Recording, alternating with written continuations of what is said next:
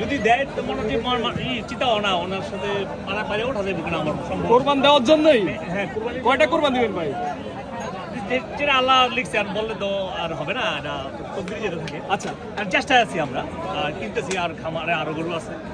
তো এখন এই দুইটার সাথে ওইটা 8.5 লাখ বলছি যদি হয়। বাইরের মনে গরু ম্যাক্সিমাম বিক্রি হয়ে গেছে। তো অনেক সময় হয় না, অল্প গরু আছে, কাস্টমার বেশি আছে।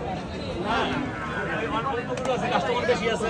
আর বাইরে চিন্তা করছে আগের গরুগুলোতে এখন একটা থেকে 20-25 হাজার যদি লাভ করতে পারি তাহলে একটু বাড়াই বেশি। সময় তো এখন আছে। আচ্ছা আচ্ছা হ্যাঁ, তো বাইরের মানে একটু চেঞ্জ আসছে আর কি আমার মনে হয়।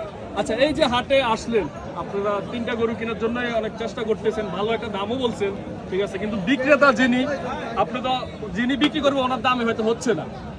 হচ্ছে না, হওয়ার দাম হয়েছে, কিন্তু বিক্রেতার ব্যাপারটা হলো যে বললাম যে এই বাজার ওনার হয়তো 10টা গরু ছিল বা 20টা গরু ছিল, ওগুলো বেশি ম্যাক্সিমামটা বিক্রি হয়ে গেছে। এখন হাতেও সময় আছে, বাড়িতে গিয়ে কী করবো, এই জন্য চিন্তা করতেছে যদি আরেকটু খেললে একটু বেশি পাওয়া যায়, চেষ্টা করে যদি বেশি পাওয়া যায়, কে না করে। আচ্ছা, আবার কিনে এনে বিক্রি করার চেয়ে যেটা আছে ওইটার মধ্যে আরো বেশি লাভ করি। বুঝলেন না? কিনে এনে বিক্রি করার চেয়ে উনি এটারই চেষ্টা করতেছে। একটা খাটনি করার আর দরকার একটা কি? জিনিস হলো কি, গরুটা সত্যি বলতে সালাম ভাইয়ের কথা না, গরুটা দেখতে সুন্দর, তো যার কারণে এই গরুটা দেখার জন্য হলেও মানুষ আসবে এই হাটে। এখন তো দাম আরো বাড়াই দিব, দেখতে সুন্দর বলছে।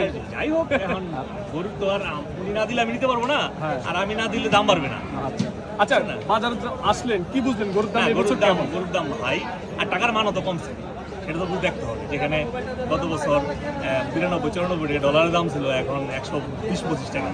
তো সেই হিসেবে টাকার মান কমে গেছে না, জিনিসের দামও বাড়ছে। স্বাভাবিক।